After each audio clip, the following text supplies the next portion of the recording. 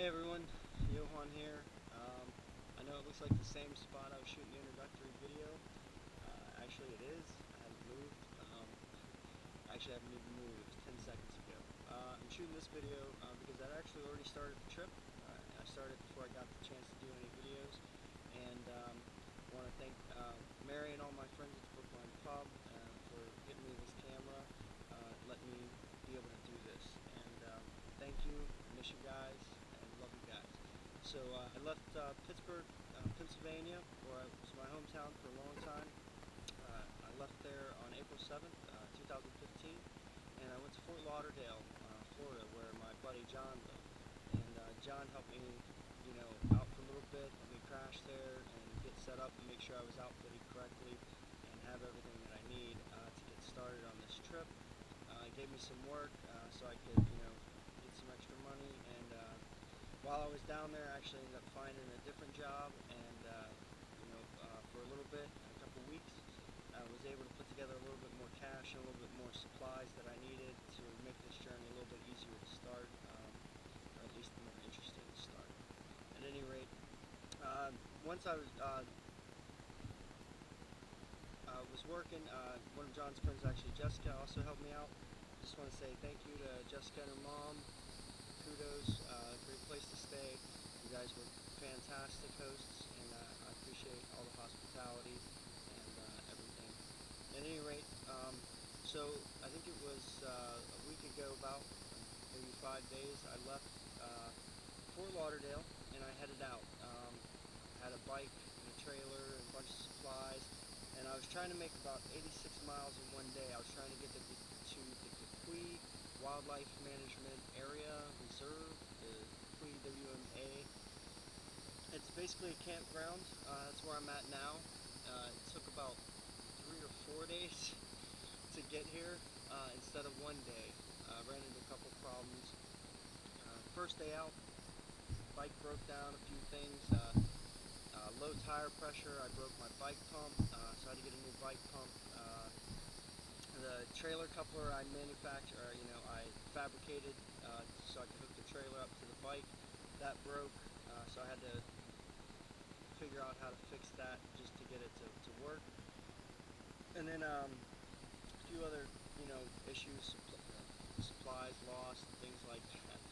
Getting lost, it took a while. Eventually I made it to a little town called Waxahachie, I think. And it's right below J.W. Corbett Wildlife Management Area there, the J.W. Corbett WMA. It's a big, sprawling acreage of the Everglades. And at any rate, they had a road closed, and I didn't know about it. And once I went from Waxahachie up, I stayed the night in Waxahachie, did a little camping in the woods, off-grid, so to speak. Came up to this road, and the road was closed. So I had to backtrack and try and go around. Well, when I went around this canal, come back up down a pathway, and, well, it was a construction site, I didn't know. So I went about 10 miles out of my way, had to go all the way back to Waxahachie.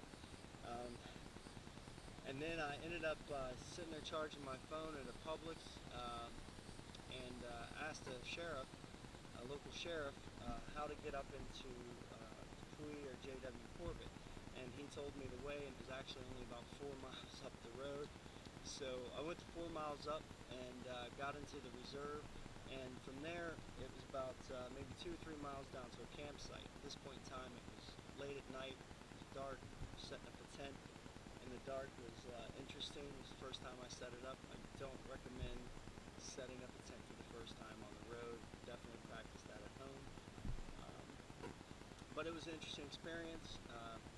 Now, the sheriff also said that the trails should be pretty well maintained, and he's basically right. The trail exists, and it's there. The markings aren't the best, but so the next morning I woke up and I set out, and it was about 10 miles by a guess to the next road that I needed to get to, and it was through the swamps, through the Everglades, and through the J.W. Corbett Wildlife Management Area. So I thought I'd go ahead and make it through there. Well, it turns out that this swamp is barely passable by foot traffic in some areas. And I had a bike and a trailer and about 120 pounds, maybe even 150 pounds worth of gear. That's including, 3 gallons of water that I took that I thought would get me through the day. I ended up not the water. I lost half a gallon on the way, and that didn't last. And I ended up having to drink filtered swamp water. And I got to tell you, filtered or not, swamp water is not fun, and I don't recommend it for anybody. But if you want to give it a shot, you'll probably live. It was a hard trek, trekking through the swamp, and it ended up taking me about 12 hours to go about, it took me about 8 or 9 hours to get about 6 to 8 miles, and then I got off track. There was 3 paths, and it wasn't clearly marked which one was the right trail, so I left my cart and my bike, and I chucked ahead on foot for about a half mile on each trail, just to kind of see where it was at. The one side was impassable. I was in waist-deep water, and I'm pretty sure there might have been an alligator, and I was pretty tired, so I wasn't going to fight no alligator to get by. So I decided not to go that way, and I think that was the right way. And then the other way, which was headed in the wrong direction, I knew it, was headed north. I wanted to go pretty much southwest. It was also pretty impassable as you got about a half mile up. So I turned back around, and the third way I went down about half a mile, and it was passable. It was rough going, but I figured, well, it's the best path to go, and I could maybe switch back and catch up on the trail later on down the road. I got about a mile, 2 miles in, and the trail disappears, and I'm in the middle of the Everglades, and chest-high reeds and grass and swamp water, and no marked trail, and I'm bushwhacking with a bike and a trailer. I'm dragging it behind me, trying to make it through. The heat index, I think, was about 105 degrees. My phone was dead. One of the hardest experiences of my life, and heat exhaustion was starting to set in. I was running really low on water, and I hadn't eaten anything since the morning. I barely had any appetite, actually. I was so hot, and I was just dousing myself with any water I could find, just throwing it over my head, trying to keep cool. Sunburned up and down my body. Kept my head pretty covered, but my arms and my feet were not, and fortunately I left sunscreen at home. Take your sunscreen if you're going hiking. I cannot emphasize that enough.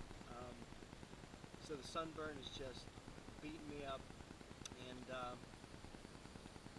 eventually I turned my phone on. I've got like 9% battery, and I try to get the GPS up, and all I can see is roundabout where I'm at on the map, and I know that I'm close to one of the main roads, and I was closer to that than the way I wanted to go, but I knew if I kept heading south, I would pick up one of the main roads.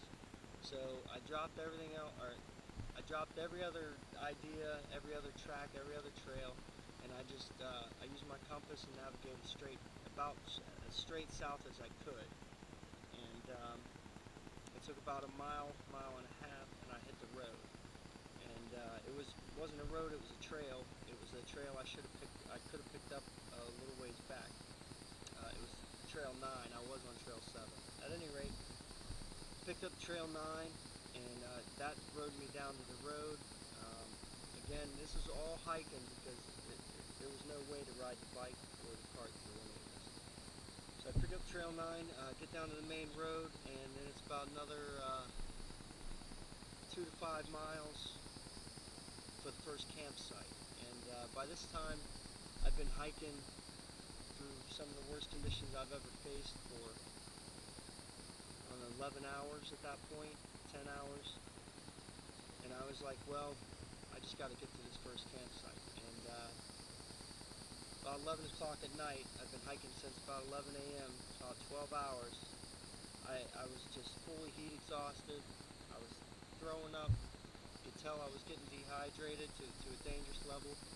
And I just stopped. I had to stop. I pulled over at the first clearing I saw, barely a clearing, and I camped. I threw up my tent as quick as I could, and I just crawled in it. Was drinking water in slow bits, trying to hold it down, and a hard night, barely any sleep. Next day I woke up. Luckily I was feeling mildly better, at least mildly cooler.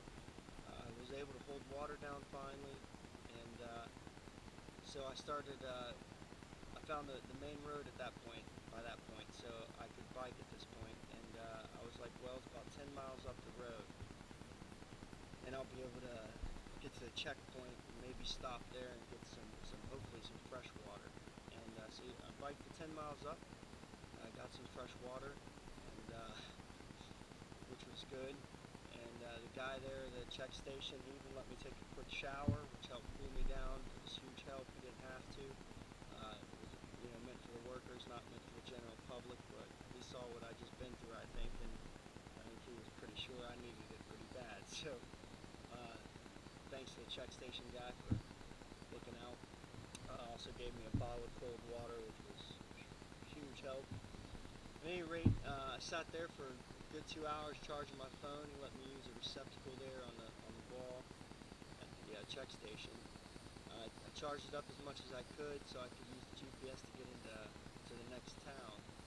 Next town was about 10 miles down the road.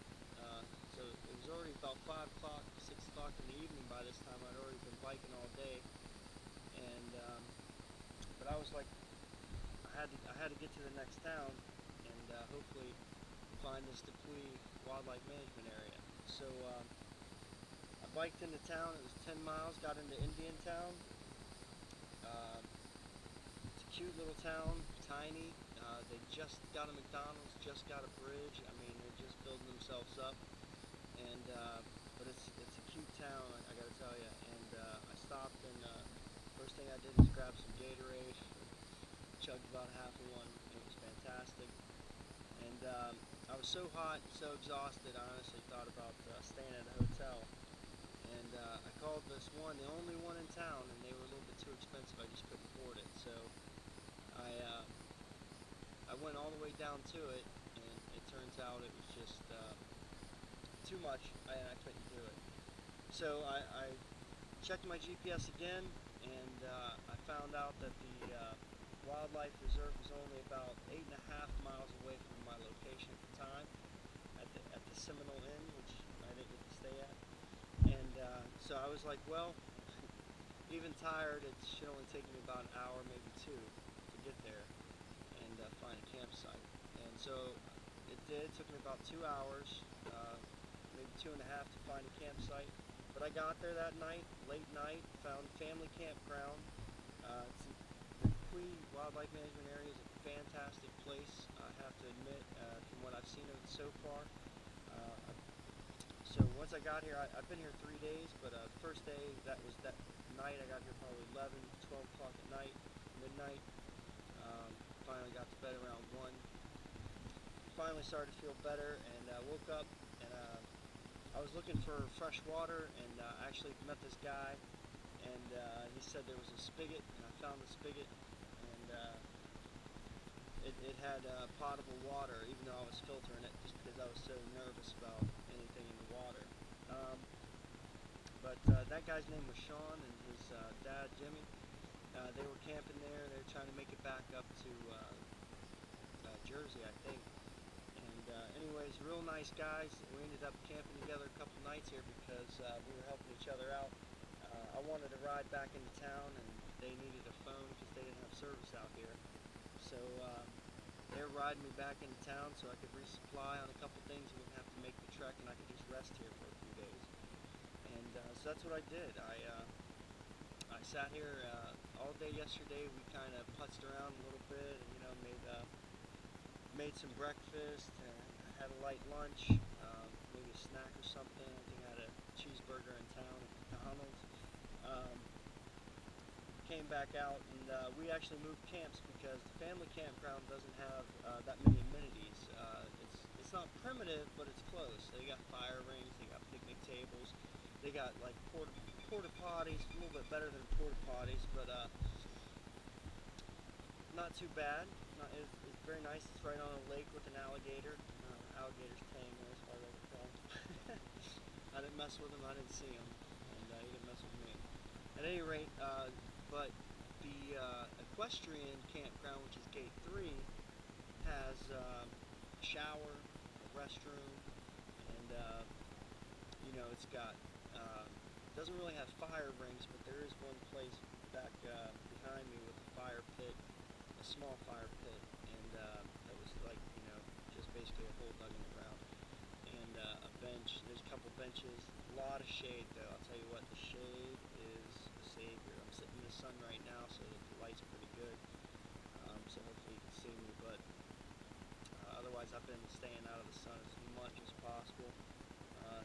Took a shower last night, which was the best thing I've had in a long time. Took a shower at the end of the day.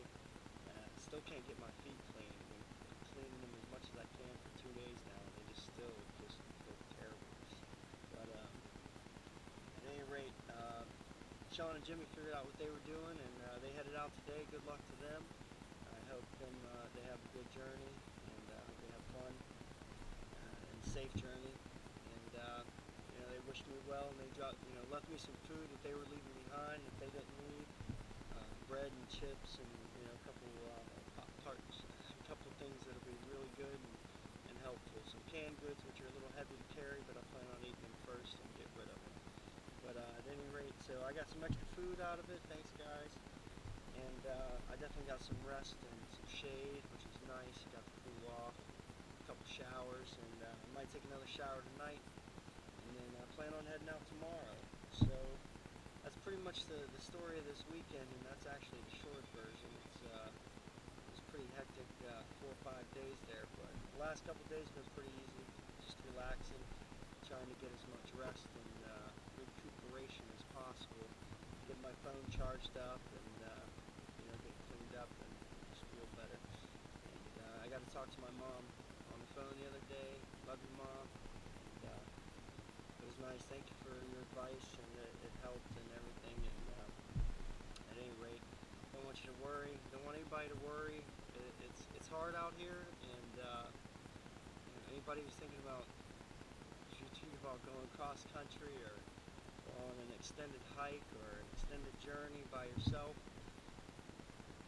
I don't know how you prepare for it. I hope you got to be in good physical shape, and I'm not in the best physical shape, and it's taking its toll. And I got to say, even more than that, you got to be mentally prepared. I was sitting there thinking the first 3 days, I was like, this is good get out or put out time. Like, you got to decide right now, because this is hard going. Either you get out and go and just stop what you're doing and go home, or you better put out. You better put out what you need to do and get it done.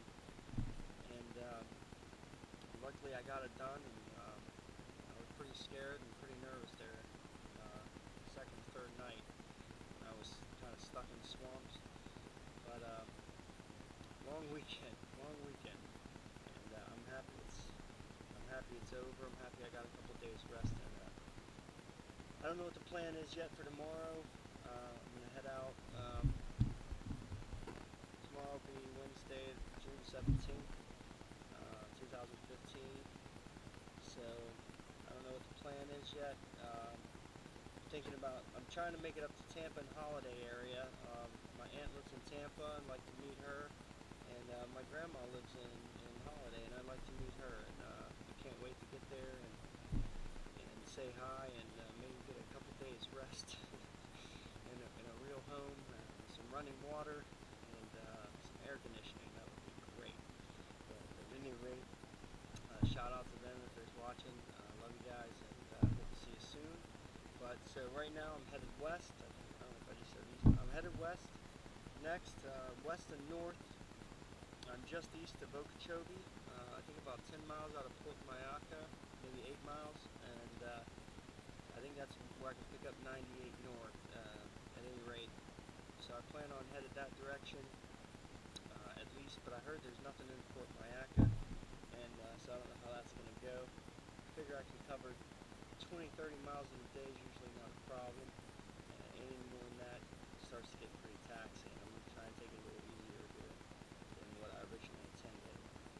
86 miles in one day, that's a bit much to say the least. At any rate, so yeah, head out tomorrow west, north, see what happens. Wish me luck. And Brookline Pub, friends, family, love you guys. Miss you. Thanks for all the help, all the moral support. You know, keeping in touch, liking my Facebook page posts, and you know, love you guys and miss you very much. Wish you all the best, and hope to see you guys sometime soon-ish. Finish this